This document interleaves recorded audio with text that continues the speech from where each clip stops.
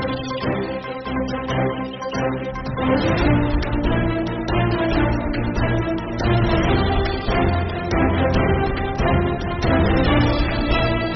सब पधारे, आप सब प्रदेश कांग्रेस कमेटी की तरफ से हार्दिक स्वागत, अभिनंदन। पत्रकारों को सुबह जल्दी जल्दी बुला लिया जाता है तो उनको तकलीफ होती है, क्योंकि वो देर रात तक काम करते हैं, तो माफी चाहते हैं। वापिस हमारे आज के जो प्रमुख वक्ता जिनको प्रेस कॉन्फ्रेंस करनी है, उनका परिचय मैं आपको कराऊं। श्री प्रमोद तिवारी जी, जो वर्तमान में राजस्थान से राज्यसभा के सदस्य चुने गए हैं, हमारे सांसद के रूप में राजस्थान का पूरे देश में राज्यसभा में प्रतिनिधित्व करते हैं। प्रमोद तिवारी जी कांग्रेस के बहुत ही वरिष्ठ नेता हैं, उत्तर प्रदेश से आते हैं और उत्तर प्रदेश में 9 बार विधायक और 5 बार सांसद, 2 बार, और नेता प्रतिपक्ष और विभिन्न पदों पे मंत्री मंडल में इनकी जो राजनीतिक यात्रा है बहुत लंबी और बहुत ही सुंदर है। हमारा सौभाग्य है कि अब की बार पार्टी आला कमान ने हमें राज्यसभा से यहां से उम्मीदवार बनाया, आज सबके बीच में है। ये प्रेस कॉन्फ्रेंस करेंगे और मुद्दा होगा भारत जोड़ो यात्रा, जो राहुल गांधी जी हमारे नेता के नेतृत्व में 7 सितंबर 2022 से कन्याकुमारी से कश्मीर तक जो निकल रही है, उसके बारे में प्रेस को संबोधित करेंगे। आपके इस यात्रा से संबंधित कोई सवाल होंगे वो भी जवाब देंगे। मैं केवल 2 मिनट अपनी बात कहते हुए बात समाप्त करूंगा और प्रमोद तिवारी जी से आग्रह करूंगा कि वो अपनी बात रखेंगे। जो नव संकल्प शिविर हमारा उदयपुर में था, वहां से ये घोषणा हुई थी भारत जोड़ो यात्रा की। मैं समझता हूं इसकी आवश्यकता आप सबके संज्ञान में भी है, और मैं बताना चाहता हूं कि हमारे नेता राहुल गांधी जी और कांग्रेस पार्टी का ये मानना है कि जो वर्तमान में 8 साल से केंद्र में मोदी सरकार काम कर रही है, एनडीए सरकार काम कर रही है, लेकिन वो सरकार जो वादे उन्होंने सरकार बनने से पहले किए थे उनके लिए ऊपर काम नहीं कर रही है।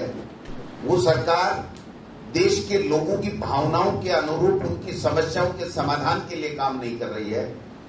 वो सरकार दिल्ली की देश को विकास के पथ पर आगे ले जाने के लिए काम नहीं कर रही है।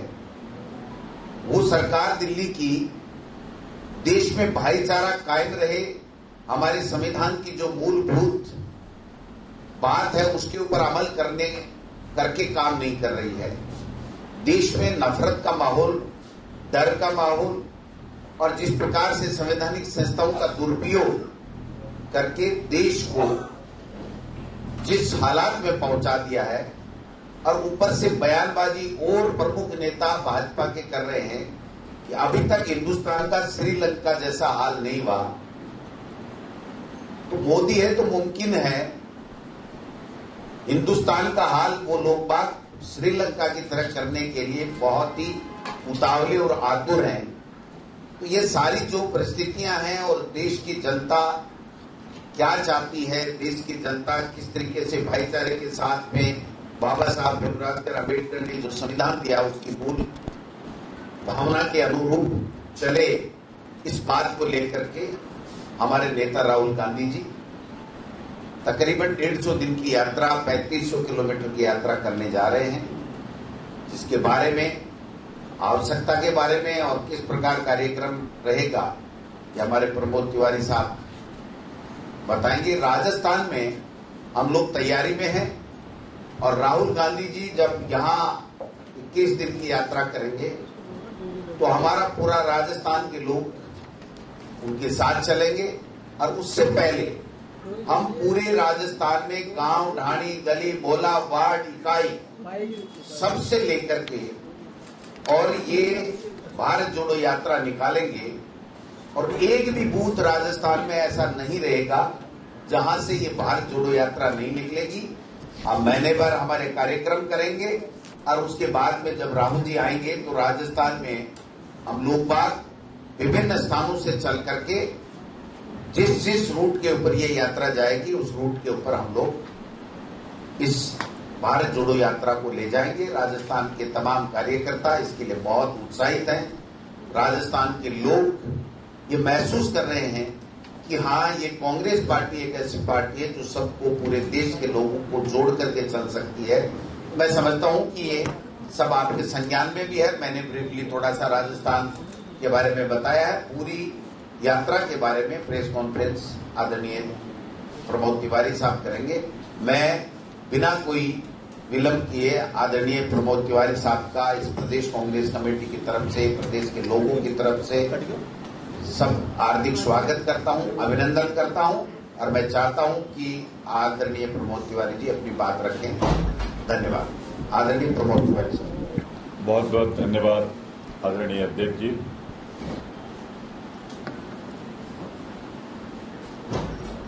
मैं बहुत बहुत आभारी हूं अध्यक्ष जी का, प्रदेश कांग्रेस कमेटी का और यहां के कांग्रेस जनों का कि कल दिल्ली के इतिहास में महंगाई और बेरोजगारी के खिलाफ एक सफलतम संख्या के दृष्टि से भी, उत्साह के दृष्टि से भी और जनता की भागीदारी के दृष्टि से भी बहुत ही सफल रैली थी महंगाई और बेरोजगारी के मुद्दे पर, जिसे हमारे नेता आदरणीय राहुल जी, हमारे आदरणीय मुख्यमंत्री गहलोत जी ने भी संबोधित किया। कल एक चीज जो मंच पे हम और अध्यक्ष जी, मुख्यमंत्री जी सब एक बस पे ही बैठ के गए थे और लगभग एक साथ ही बैठे थे, थोड़ा एकाध रो का फर्क था। सबसे उत्साहवर्धक बात जो थी, राजस्थान की भागीदारी उस रैली में अधिकतम थी। फिर मैं कह दूं संख्या के दृष्टिकोण से अकेले नहीं, उत्साह के दृष्टिकोण से, क्योंकि जब बोलने खड़े हुए मुख्यमंत्री जी या कोई और लोग बोलने खड़े हुए तो राजस्थान दूर से दिख ही नहीं रहा था, चमक रहा था। तो मैं अध्यक्ष जी के माध्यम से आदरणीय मुख्यमंत्री जी को और कांग्रेस के एक एक कार्यकर्ता को जो उस रैली में गया था, अखिल भारतीय कांग्रेस कमेटी की तरफ से धन्यवाद देता हूं। एक व्यक्तिगत धन्यवाद भी देना है मुझे कि राजस्थान प्रदेश कांग्रेस की कृपा से ही आदरणीय मुख्यमंत्री जी, आदरणीय अध्यक्ष जी के सत प्रयास से और सारे विधायकों की एकजुटता से मुझे सौभाग्य मिला है कि मैं वहां राजस्थान का प्रतिनिधित्व राज्यसभा में कर सकूं। तो चूंकि पहली बार सार्वजनिक प्रेस कॉन्फ्रेंस है, तो मैं आप सबका विनम्रता से आपके माध्यम से भी धन्यवाद अर्पित करता हूं। सभी विधायकों को, कांग्रेस जनों को, विशेष रूप से आदरणीय गहलोत जी और अध्यक्ष जी।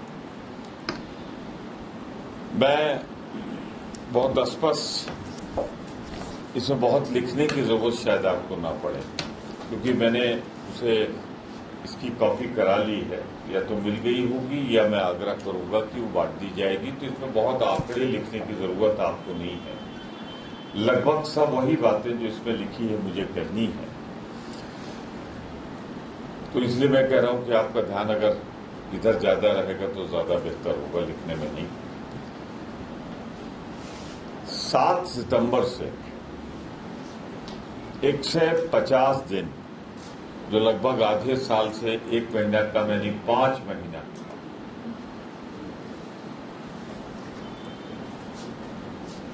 और जिसकी लंबाई यात्रा की होगी 3,500 किलोमीटर। आजाद भारत की किसी राष्ट्रीय अध्यक्ष द्वारा चंद्रशेखर जी ने जरूर की थी। पहली बड़ी यात्रा, इतनी बड़ी यात्रा जो 5 महीने में कन्याकुमारी से कश्मीर की दूरी तय करेगी। 2 चीजें मैंने स्पष्ट कर दिया कि अभी तक प्रस्तावित कार्यक्रम के हिसाब से ये 150 दिनों में, यानी सीधे 5 महीना, और दूरी भी मैंने बता दी 3,500 किलोमीटर की लंबी यात्रा होगी। कार्यक्रम सुबह 7 बजे वो सारा विस्तृत इसमें लगा हुआ है, तो मैं नहीं दे रहा हूं आपको, पर एक दिन में 25 किलोमीटर ये यात्रा चलेगी। पद यात्रा होगी, पूरी तरह पद यात्रा होगी। ये करने की आवश्यकता इसलिए पड़ी कि एक आदमी ने इस देश के सपने बहुत दिखाए,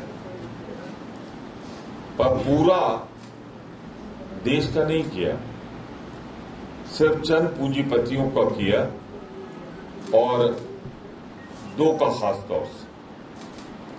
उसमें हम 2, हमारे 2 वाला फॉर्मूला चला। नेट रिजल्ट क्या है कि 27 करोड़ लोगों को कांग्रेस ने गरीबी रेखा के ऊपर उठाया था, और भारतीय जनता पार्टी ने 8 साल में 23 करोड़ लोगों को जो गरीबी की रेखा के ऊपर गए थे उनको वापस गरीबी की रेखा के नीचे भेजा। मैं समझता हूं इससे बड़ा कोई डेटा ज्यादा विस्तार में जाने की जरूरत नहीं। एक तरफ हमारी उपलब्धि है कि हमने 27 करोड़ लोगों को गरीबी की रेखा के ऊपर पहुंचाया, और उन्होंने 8 साल में 23 करोड़ लोगों को नीचे ले आए। पर वही 2 अलग है इससे। जो आदमी बेहद कर्जे में डूबा था, अडानी समूह बेहद कर्जे में डूबा था, आज वो एशिया का सबसे बड़ा अमीर बन गया। उन्होंने जो वादा किया था कि पूरा करेंगे वो पूरा किया, लेकिन इन 2 को जनता तो 23 करोड़ गरीबी की रेखा के नीचे गई। ये किसी भी गणित से, किसी भी तर्क से समझ में नहीं आता कि देश की 23 करोड़ आबादी गरीबी की रेखा के नीचे जाए, और 2 आदमियों, खासतौर से एक आदमी एशिया का सबसे बड़ा अमीर आदमी बन जाए, नंबर 1। अब नंबर 1, 2, 3 का झगड़ा खत्म, नंबर 1, और दुनिया का नंबर 3। 8 साल की यही उपलब्धि है भाजपा की, दुनिया का नंबर 3। किसी भी बिजनेस से, किसी भी ईमानदार बिजनेस से ये आंकड़ा संभव है ही नहीं कि जो आदमी 8 साल पहले तक बेहद कर्जे में डूबा हो, वो 2 तरह से मदद की गई है। एक तो कर्जा माफी, और सारे बैंक, सारे नियमों को शिथिल करके उसके डिस्पोजल कर दिए गए। तब भी नहीं पूरा होता ये, तो जो तमाम संपत्तियां थी, परिसंपत्तियां थी, संपत्तियां थी, परिसंपत्तियां थी, जो 70 सालों में कांग्रेस की तो सरकार थी, बनाया तो आपके परिवारजनों ने, पूर्वजों ने। वो साहब आधे दाम पे बिक जाती, बात समझ आता है। कहीं कहीं तो 1/100 दाम पे बिकी। अब आज मैं उतरा जयपुर में, तो बनवाया किसने था? भारत विमान प्राधिकरण ने। स्वागत किसने किया? अडानी समूह ने,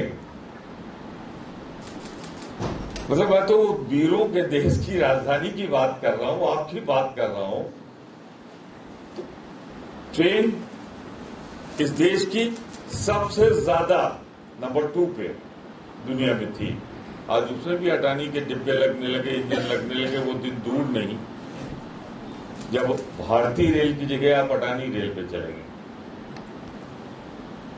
मैं बहुत विस्तार से नहीं जाना चाहता,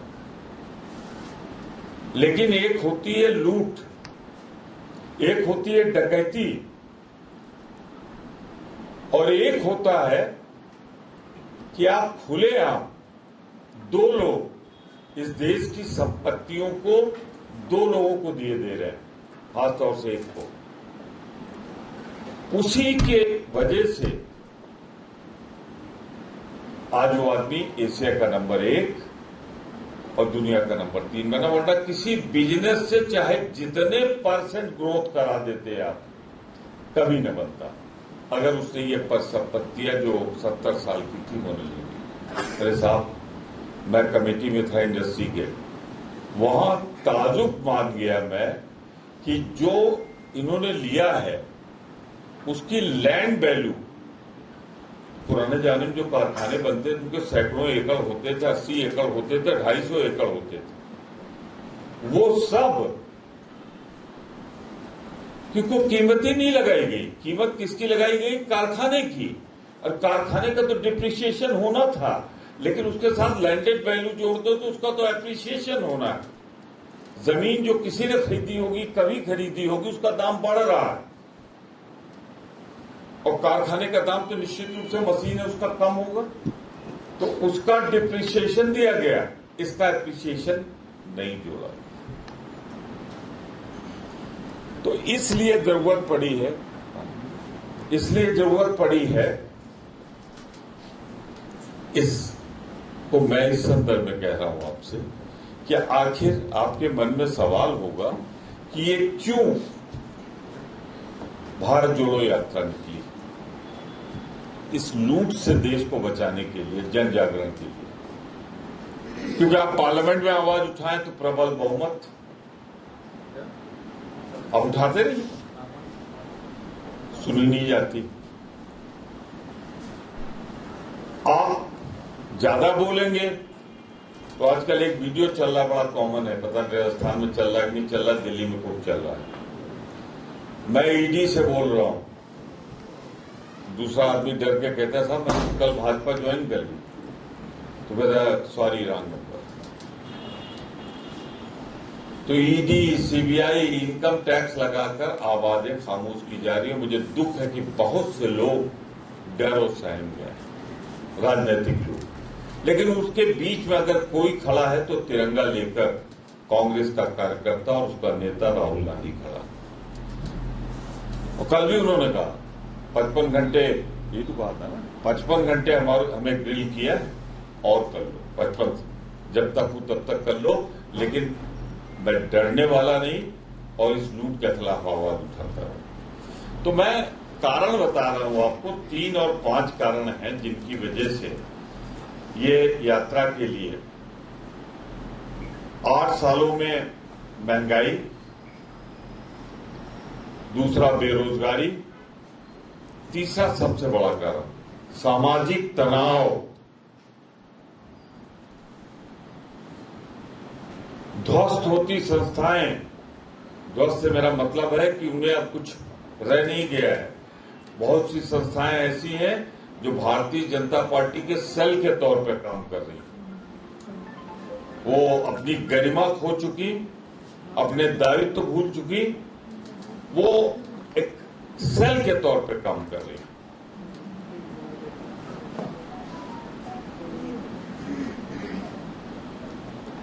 आप देखिए, 3 चीजें ने देश में सबसे बड़ी चुनौती पेश की है। आर्थिक असमानताएं, जो हमने कहा, गरीब गरीब हो रहा है और अमीर अमीर हो रहा है। बेरोजगारी, सामाजिक भेदभाव दूसरा बड़ा कारण, और तीसरा जिससे आप भी बचा सकते हो, आर्थिक केंद्रीयकरण, उसमें सब आ जाएगा। इन 3 प्रमुख समस्या है जिनकी वजह से यह यात्रा निकाली जा रही है। अब अगर हम बात करें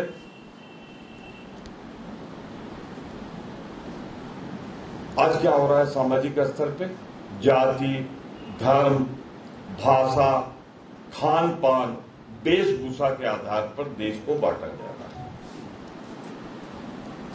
और इसके लिए बाकायदे प्लानिंग होती है नागपुर, दिल्ली में, और उसके बाद उसको एग्जीक्यूट करता है कौन? जहां सरकार में है वहां सरकार, और जहां सरकार में नहीं है वहां भारतीय जनता पार्टी, और एग्जीक्यूट करके देश को बर्बाद करने में लगी हुई है। मैं तो इनकी तुलना अगर करूं इतिहास से तो सिर्फ एक से कर सकता हूं। बिल्कुल अगर आप गौर से देखें, माने न माने, गौर से देखें तो बीजेपी की वर्किंग और ईस्ट इंडिया कंपनी की वर्किंग एक ही तरह की, वो भी जाति और धर्म के नाम पर बांटकर, भाषा के नाम पर बांटकर, क्षेत्र के नाम पर बांटकर, जात के नाम पर बांटकर, रियासतों के नाम पर बांटकर लड़ाकर शासन किया, और जो काम अंग्रेज करते थे वही काम आजकल मोदी जी कर रहे हैं, उनकी पार्टी कर रही है। तो मैं आपसे कहना चाहता हूं,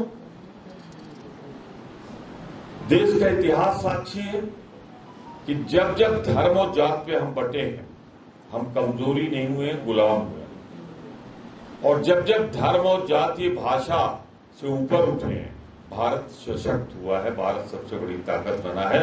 और इसकी मिसाल बहुत दूर मत जाइएगा, इंदिरा जी का कार्यकाल याद करिए, कांग्रेस का कार्यकाल याद कर लीजिएगा। कहा राहुल जी ने, कांग्रेस ने कहा कि हम इसलिए कर रहे हैं कि हमारे जब संवैधानिक अधिकार कुचले जा रहे हैं, खत्म किए जा रहे हैं, संसद और मीडिया जैसी संस्थाओं पर दबाव बनाया जा रहा है। अब दबाव किस तरह बन रहा है, कैसे बनता है, मेरे ख्याल से मुझसे बेहतर आप सब जानते हैं कि कोई संस्था काम नहीं करने पा रही, उसमें दबाव हर तरह से बनाया जा रहा है।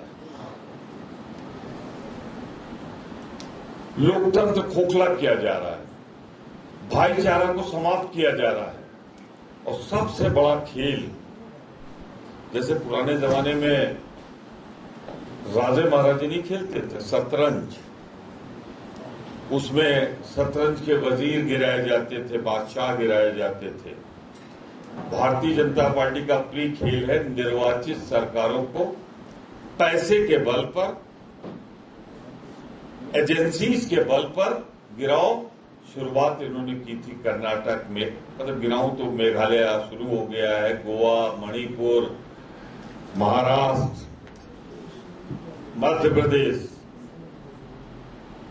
मतलब मैं राज्य के राजनीति जो सब आपकी आंख के सामने हो रहा है। मैं कोई ऐसी बात नहीं कर रहा हूं जो कहीं से इतिहास से खोज के लाया हूं, आप गवाह हो।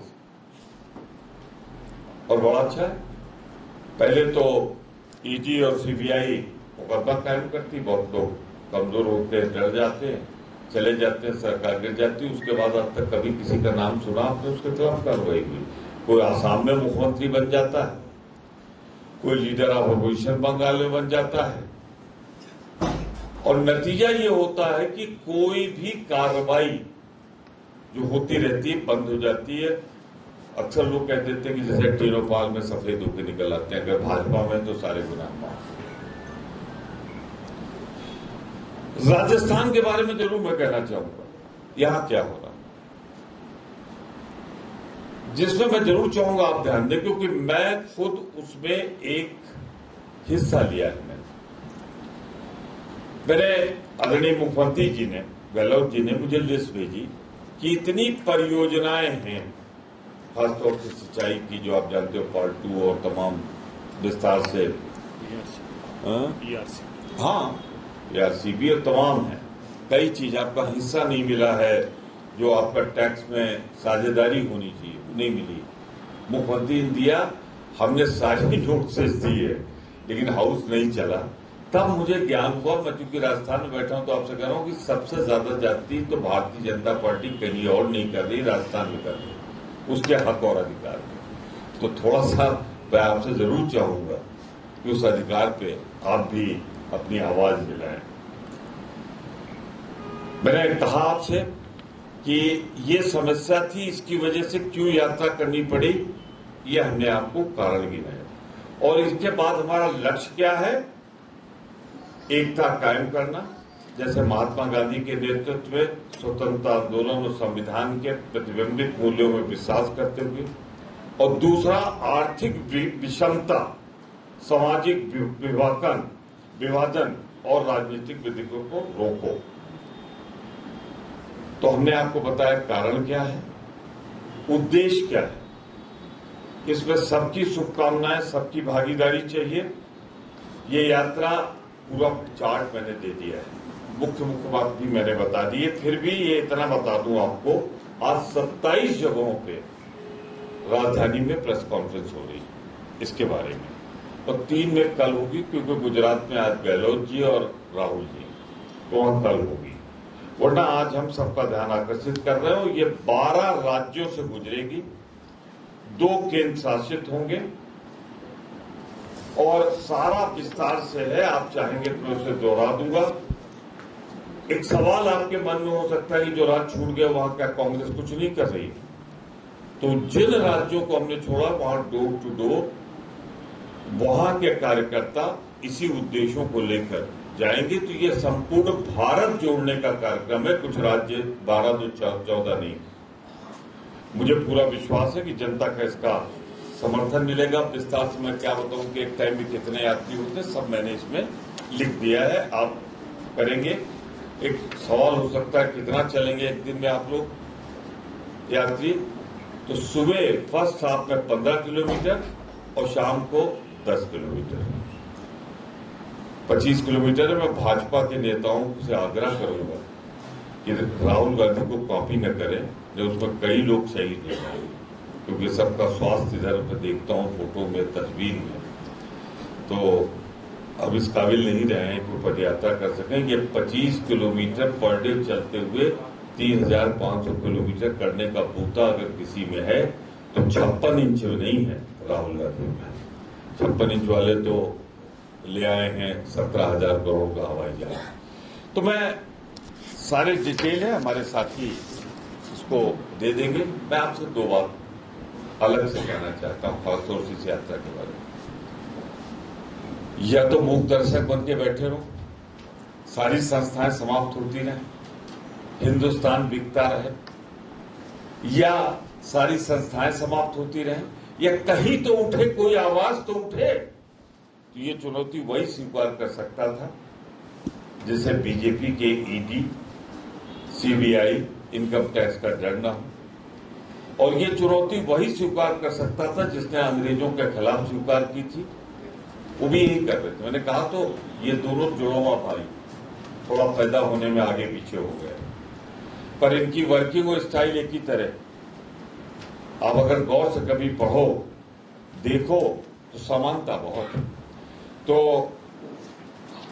हमने ये चुनौती स्वीकार की, तिरंगे को लेकर निकलेंगे, जैसे आजादी की लड़ाई में महात्मा गांधी के नेतृत्व में निकले थे।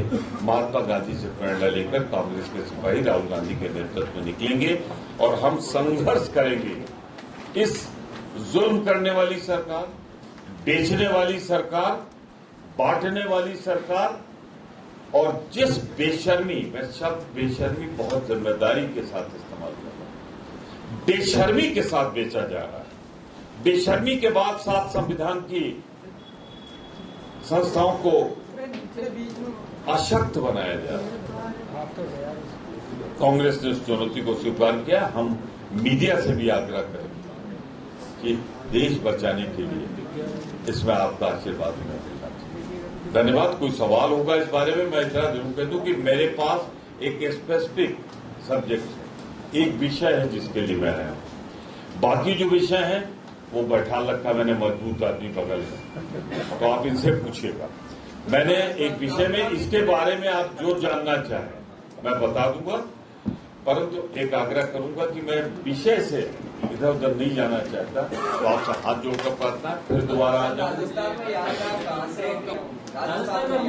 मैं आपसे फिर कह रहा हूं, अभी जो दिया है इसको आप देख लीजिए। और ये प्रदेश यूनिट्स, इसमें ये भी लिखा है कि वो प्रदेश यूनिट फैसला करके, रूट तय करके, रुकने का स्थान तय करके वो विस्तृत विवरण राज्य देगी। राहुल गांधी इस 50 दिन शामिल रहेंगे। राहुल गांधी निकाल उन्हीं के नेतृत्व में निकल रही, और ईश्वर से प्रार्थना कीजिए कि 50 दिन वो पूरी तरह स्वस्थ रहें, सुरक्षित रहें और यात्रा करते रहें। जी मैं सर एक तरफ से लेडीज फर्स्ट है, अभी ऐसे ही थर्ड हो गई तो सर मैं जानना चाहती हूँ कि ये जो यात्रा है ये जनवरी तक जाकर कंप्लीट होगी? नहीं 7 सितंबर से फिर 50 दिन जोड़ लीजिए, इसमें सब जो मैंने दिया है ना 5 मंथ का बोल रहे हैं 5 मंथ 5 मंथ जी। जनवरी तक जाके ये आप जोड़ लीजिए ना 7 तारीख से। सितंबर नवंबर अरे क्यों, मैं फिर कह रहा हूँ डोंट वेस्ट योर एनर्जी, सब इसमें है। मेरा सवाल ये है सर कि जब ये 5 महीने की यात्रा कंप्लीट होती है उसके बाद आप अपनी पार्टी को वैसे पूरा जनाधार जो भी है कि आप उसको निकाल रहे हैं, तो आप में जो मुद्दे हैं इससे आप कितना सोचते हैं कि लोगों को आप कनेक्ट कर पाए? आपका पार्टी का असेसमेंट क्या होगा और आपका पर्सनल असेसमेंट क्या है? मेरा पर्सनल भी, मेरी पार्टी का भी और सबका असेसमेंट है कि ये यात्रा 100% अपने उद्देश्यों में सफल हो, और ये देश बचाने की यात्रा है। एक सवाल आप कर रहे थे, इनके बाद फिर हम आपके पास आ जाएंगे। सर मैं पूछ रहा हूँ, एक तरफ से कांग्रेस में प्रेसिडेंशियल इलेक्शन अनाउंस हो गया, चल रहा है, दूसरी तरफ से राहुल गांधी यात्रा चल रहा है। आप लोग मानते चल रहे राहुल गांधी प्रेसिडेंट बनेगा, सीधे चल रहे? हम सब मानते कुछ नहीं, हम देखते हैं। वर्किंग कमेटी का मेंबर हम लोगों ने अध्यक्ष की तिथि की घोषणा कर दी, और आपसे भी विनम्र आग्रह है कि स्पेकुलेशन पे न जाएं, मेहरबानी करके इंतजार करें। जो नामांकन दाखिल करेगा वही तो अध्यक्ष होगा, जो नामांकन दाखिल करेगा उसका हमें इंतजार करना चाहिए। अब मैं नहीं दाखिल कर रहा हूं, इतना क्लियर कर दूं, तो और कौन दाखिल करेगा उसके बिहाफ पे मैं कैसे बोल सकता हूं? हमने तिथि घोषित कर दी, उस तिथि में इंतजार करिए, थोड़ा इस पे ध्यान दीजिए यात्रा पे, वो तो आपको न्यूज मिलेगी। तिवारी जी, यात्राओं का एक लंबा इतिहास भैया यात्रा से पहले एक बड़े नेता कांग्रेस छोड़ गए, गुलाम नबी जी और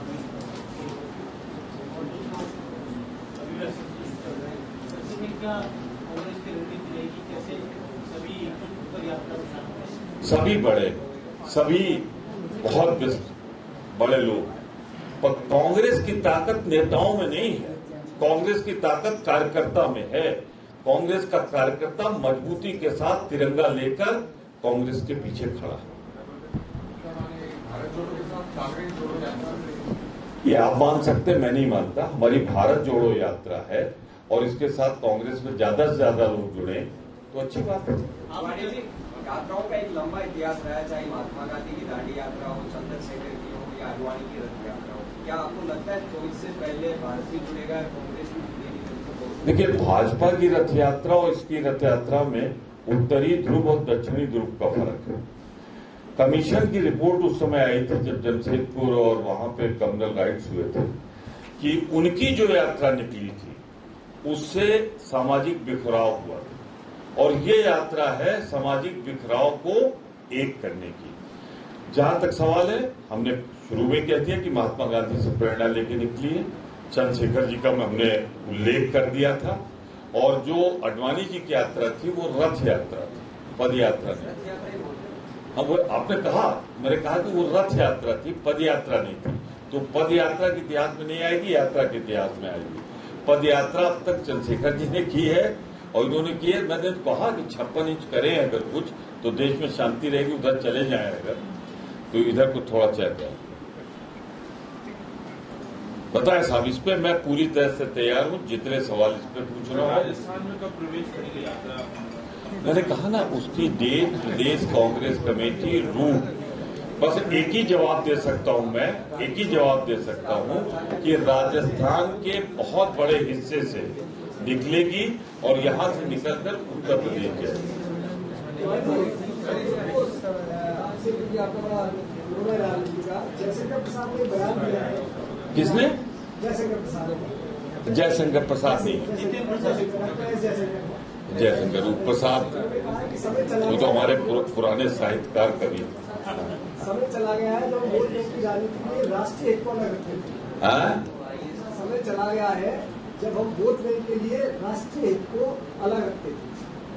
ठीक कह रहे हैं वो, ठीक कह रहे हैं, ठीक कह रहे हैं। वो इजराइल से जोड़ रहे हैं, मैं उन्हें लद्दाख से जोड़ रहा हूं। मैं उनसे पूछना चाहता हूं कि कितने हजार किलोमीटर तक चीन घुसा है। जो जयशंकर जी है ना, विदेश मंत्री, तो ये उनकी जिम्मेदारी है। हमारे भूभाग पर चीन ने कब्जा कर लिया है। बहुत पुराने इतिहास में जाइए, मोदी जी के शासनकाल में कब्जा किया है। तो जयशंकर जी पहले ये बता दें कि उसके खिलाफ बोलने के लिए, चीन के खिलाफ अपने प्रधानमंत्री को कब हवा भर पाएंगे, च्यवनप्राश खिला पाएंगे, ताकत दे पाएंगे कि मोदी जी कांपे ना, चीन के खिलाफ बोले।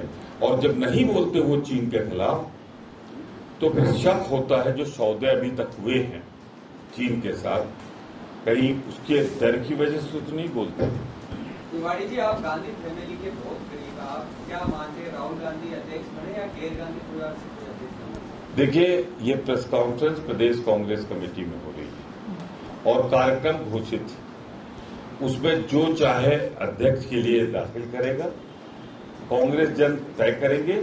पर इस कॉन्फ्रेंस से, इस जगह से अपने को अलग करते हुए व्यक्तिगत, मैं बार बार दोहरा रहा हूं, मेरा व्यक्तिगत इच्छा ये है कि गांधी परिवार को ही नेतृत्व करना चाहिए। ये मेरी इच्छा है। मैं कांग्रेस जनों की या इस ब्रीफ को लेकर नहीं कर रहा हूं, मेरी अपनी इच्छा।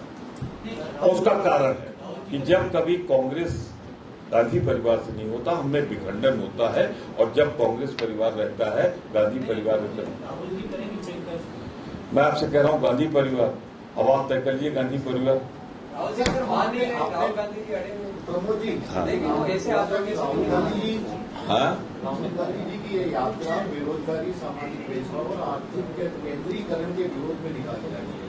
क्या आपका लिखा भी आपने बोला हाँ। सर, उसके अलावा आपने एक और बयान किया था कि यदि जो बीजेपी को वोट दिए थे 31% लोग, एक उसमें से आधे भी एक तरफ आ जाए तभी बदलाव संभव हो पाएगा। मेरा ये सुन लीजिए, पहला और अंतिम होगा। फिर सब्जेक्ट से आप हटा दोगे, एक तो अध्यक्ष पे ले आए और फिर ये ले आए, तो फिर हमारा विषय हट जाएगा। तो मैं विनम्रता पूर्वक आग्रह करूंगा, इस आखिरी सवाल का जवाब मैं दे दूंगा। बोलिए सर, जैसा कि आपने ये बोला था, उसके बाद सर किस तरह ये पॉसिबल होगा, क्योंकि जितने भी ऑपोजिशन पार्टी है सब अलग अलग तरीके से चल रहे हैं। आप भारत जोड़ो की बात कर रहे हो, ऑपोजिशन पार्टी के सुर एक जैसे नहीं हो पा रहे, तो कैसे करेंगे? साहब, मैंने ये कहा था, पूरा मेरा बयान आपने पढ़ा, बहुत बहुत धन्यवाद। उसमें 31% नहीं था, 31.8% था। मैंने ये कहा था 2014 में मोदी जी ने 31.8%, रफली 32% वोट पाकर भाजपा की सरकार बनाई थी। यानी 68% लोग उनसे सहमत नहीं। तो हम इन 68% लोगों के जो वोट बटे हुए, पूरा 68% नहीं होगा, आप कह रहे हैं बहुत से लोग बटे, अगर इसे हम 45% के ऊपर भी 50% तक ले गए तो मोदी जी 50-60 सीटों पे सिमट जाएंगे, 100 के नीचे आ जाएंगे। ये मैं आपसे काफी, मैंने इस पे स्टडी किया कि कुछ ऐसी कॉन्स्टिट्यूंसी हैं जहां उनको 40-42% मिलता था, 45% मिलता है, 48% तक मिलता है। वो कुछ पार्लियामेंट्री कॉन्स्टिट्यूंसी हैं, लेकिन बहुत सी ऐसी कॉन्स्टिट्यूंसी हैं जहां उनका अता पता नहीं चलेगा। तो इसीलिए मैंने जोड़ के कहा कि 100 के नीचे रहेगा। आज मैंने कहा 4 दिन पहले, और ये काफी एनालिसिस के बाद मैंने निकाला है, सिर्फ मैंने फिर कह दिया, क्लियर कर दिया कि 68% लोग जो खिलाफ हैं, उनमें हम अगर 45 से 50 के बीच में एक ले गए तो मोदी सरकार का पतन जो होना चाहिए सुनिश्चित है। हम समझते साहब, जो नोटिस होती है वो आप लोगों के संज्ञान में होंगी। नहीं है तो मैं बता दूं कि मैंने ही अभी बोलते बोलते कहा था कि ये मुद्दे जो मुख्यमंत्री जी ने मुझे भेजे थे, मैं आभारी हूं अशोक गहलोत जी का कि उन्होंने, उनका ऑफिस इतना दुरुस्त है कि उन्होंने पूरे आरसी कमिश्नर के साथ भेजा, मुझे ब्रीफ किया और हम सब बैठे और इसकी नोटिस दी। मेरे नाम से कुछ नोटिस गई हैं जिसमें ये मैंने जो कहा अधूरी जल की योजनाएं हैं, बकाये की है और लोगों ने भी दी हैं।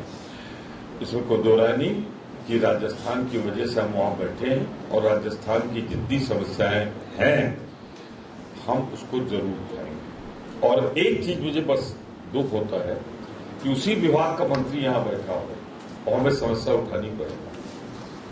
एक छोटा सवाल हो रहा है कि भारत जोड़ो यात्रा का एक मकसद तमाम जो आपने बताया कि सरकार जिस तरीके से चुनाव कर रही है पूरे देश में, एक मकसद कांग्रेस का वापस सत्ता में आना है। दोनों को मत जोड़िए, अभी भारत जुड़ने दीजिए। कांग्रेस जुड़ी हुई है, कांग्रेस और मजबूत है। राजनीतिक मकसद नहीं है इसका। मैंने कहा ना, देश क्लियर बताएं। बहुत क्लियर कह दे रहा हूं। सब हिंदी में कहना है ना, नहीं मैं हिंदी इंग्लिश दोनों में कह देता हूं कि इस समय मकसद है मोदी जो देश को तोड़ रही है, बीजेपी जो बेचीकरण शुरू हुआ है, जो जाति धर्म के नाम पर हुआ है, सामाजिक विषमता, आर्थिक विषमता, जो हमारे दो के हिसाब से पूरा हिंदुस्तान बेचा जा रहा है, उसके खिलाफ निकले। और उसमें देखेंगे तो इसमें है वार्तालाप, चौपाल, बैठेंगे वो जनता के साथ, जनता से संवाद करेंगे और जन संवाद से इसका हल निकलेगा। मैं बता देता हूँ, राजस्थान के बारे में बता देता हूँ। ये तमिलनाडु 3 दिन जो टेंटेटिव कार्यक्रम आया है, केरल 17 दिन, कर्नाटक 21 दिन, आंध्र प्रदेश 3 दिन, महाराष्ट्र 16 दिन, मध्य प्रदेश 16 दिन और राजस्थान 21 दिन, यानी 76 दिन बाद में 21 दिन राजस्थान है। तो लगभग 100 दिन के लगभग यहाँ से राजस्थान से ये यात्रा आगे निकलेगी।